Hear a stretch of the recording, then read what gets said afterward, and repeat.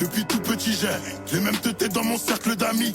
Étranger, viens pas raconter ta vie, y'a que les vrais soldats qui pourront damer. RDV c'est des aussi. En business je me sens comme un roi. J'ai pris 15 fois le prix de ton salaire ce mois-ci. L'ancien il est à terre, il est moisi. Nouveau flow, what the fuck. Te blesse, on s'en fout de qui t'es, peu importe son fait. Ils font du porte à porte. On est real comme les habits qu'on porte. Donner des noms à ça jamais. Donner des noms à ça jamais. Mais mélange pas le luxe et la crasse. Chanel. Je dis hi, what's your name? Elle m'a dit my name is Chanel. Chérie Coco veut son Chanel. Everyday moi-même si ça peut en Chanel. Son gros cul le chameau c'est papillonné. J'suis même écouté par ta mère. Faut des camels. Bon les gars, aujourd'hui nouvelle vidéo. On se retrouve directement après le warm-up. Là j'ai chargé le top 7, 270 au squat. Donc semaine 1 du bloc de picking. Je vais vous montrer toute la séance et puis on est parti. Donc 270 pour le top 7 et après on se voit pour les back-off. Coup de fil on te trouve dans le gang, pas de négro en trop. Sur moi le Beretta j'avais te faire une pousserie j'allais. On fait du ski comme au chalet. T'as jamais rien vendu sans le flow que je savais. Je faisais les missions en chave. Rendez-vous chez la jave, faut pas me donner un genre. Mais mélange pas le luxe et la crasse. Chanel. Je dis hi, what's your name? Elle m'a dit my name is Chanel.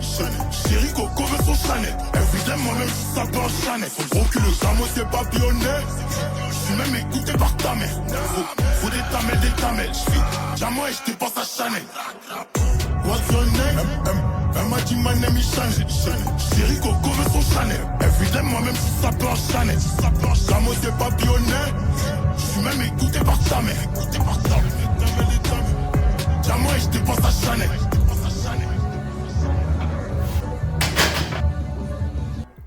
Bon les gars, je vais faire le retour du squat. Ça s'est plutôt bien passé, 270 qui vole. En vrai, je m'y attendais un peu, juste je me fais surprendre un peu en bas. Je sais pas trop ce qui est arrivé, je vais essayer d'analyser après avec la vidéo. Mais voilà, bon ressenti, pas trop lourd et ça bouge bien. Donc hâte de voir les semaines pro et de m'habituer un peu au matériel. Et après les back-off, pareil, je me sentais super bien.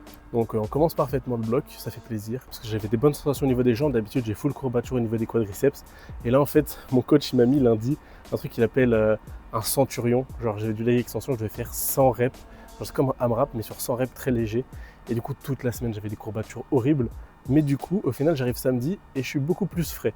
Donc on va continuer de faire ça les semaines pro et je pense que ça va vraiment me permettre de mieux récupérer au niveau des quadriceps. Et maintenant on va passer au bench. Bench, là j'ai 170 et ensuite des back-off à 152,5. Pareil 2x3 le même format, de toute façon j'ai le même format comme d'hab, squat, bench et deadlift.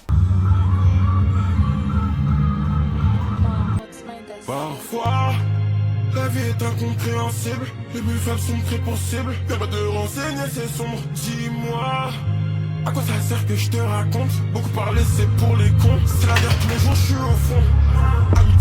Amitié, confiance, trahison. Tous les jours, une nouvelle trahison. Nos sentiments, pas de dépression. Nos distractions, aucune émotion. Ma haine, je la ressors dans mes sons. Je dois communiquer, c'est ma mission. Je veux communiquer, passe par SO. Avec des gars, je sors du showcase. Elle se met, je lui montre pas ma face. Elle veut passer la nuit de ma caisse. Ce soir, je la dépose, tous à la vexe. Son parfum ne sort plus de ma tête. Tard le soir, dans la nuit, je l'enfais. Bon, je vous reprends après le bench. Bench correct, on va dire. Pas les meilleures sensations parce que j'ai un peu de gêne au niveau de l'épaule, en fait, au niveau du pec. Là, c'est juste histoire de reprendre les singles et reprendre les charges élevées, entre guillemets. Mais ça bouge bien, 170 bien, je l'ai bien senti.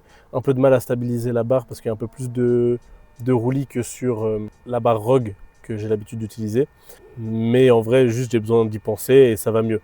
Il faut juste que je me réhabitue bien à voir les ordres. Donc là, j'ai demandé qu'on me fasse les ordres et je demanderai les prochaines semaines. C'est juste une histoire de se réhabituer aux ordres et ça va le faire. Franchement, bench, c'est le mouvement où j'ai le plus envie de voir ce que je veux sur le plateau parce qu'il y a quand même eu pas mal d'évolutions sur les précédents blocs. Donc, hâte de voir tout ça. Et puis là, go s'échauffer au deadlift. Donc, deadlift, j'ai juste 300 x 1 et après des back-off 2x3, 250. Donc voilà, je vais plier ça. Et ça va faire un SBD en un peu moins de 2 heures, je pense. Un SBD en 1h30, 2 heures. La seule regrette, dans son lit, tous les flashbacks elle revoit. Dans son lit, tous les flashbacks elle revoit. Son cœur n'est pas solide, le mien est un bon. Toi tu te fais sur les nez si tu bois. Je ne pourrais pas te passer la bagoto. Je ne ressens plus la photo. Tu t'énerves, tu cries pour rien, j'en peux plus. J'ai des problèmes à régler.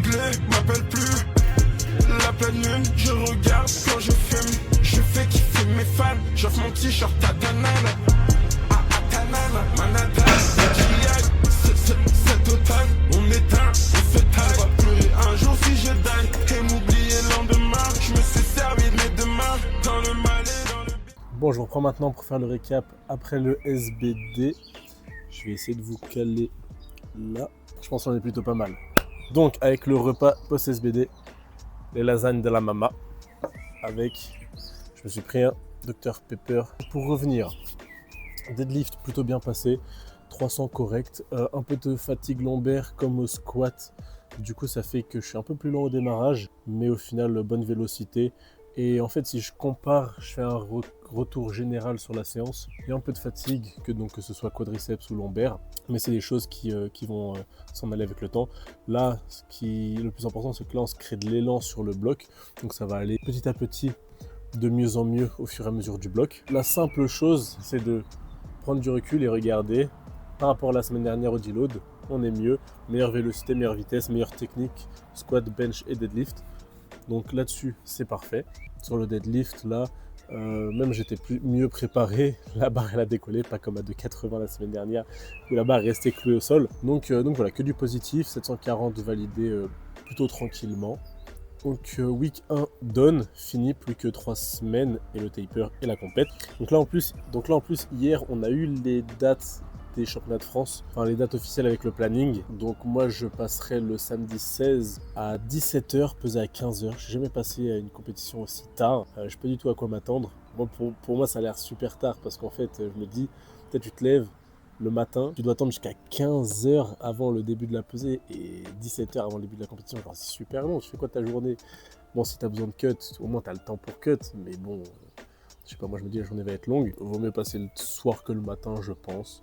Même si pour une compétition, en vrai, tu t'en fous, peu importe à quel moment tu passes. Le but, c'est juste de tirer. Donc, moi, de toute façon, même pour cut, en vrai, peu importe, parce que j'ai quasi rien à cut. Là, ce matin, 93,8. Je me dis 800 grammes. Genre, je vais le perdre tout seul pendant la journée, tu vois. Mais c'est cool, comme ça, je pourrais expérimenter un plateau le soir. J'ai jamais eu. Je pense qu'on a fait le tour. Puis on se reverra du coup semaine pro pour la week 2. Hâte de la week 2, d'être à la fin du bloc. On se recapte semaine pro. Forcez-vous dans vos entraînements. On est ensemble. Allez, ciao l'équipe.